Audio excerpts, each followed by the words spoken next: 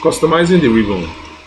Customizing the ribbon is a game changer. If you find yourself frequently using certain commands, why not bring them front and center?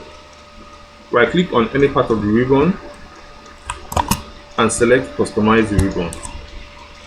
Here you have the options of customizing the ribbon to anything you want. For example, let's say we want to add a new tab. Click on New tab. Right click on the tab to name it. Click on Rename and give it a name. Click OK. Click inside the new tab and go to the left side and select the commands you think you want to be using consistently.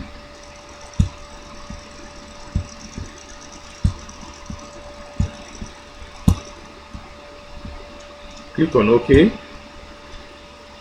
and voila, when you go on top you can see our new tab called the Test tab. Click on it and you can see that all the commands we selected are automatically part of that new tab. Customizing the ribbon ensures that your most valued or most used tools are always at your fingertips.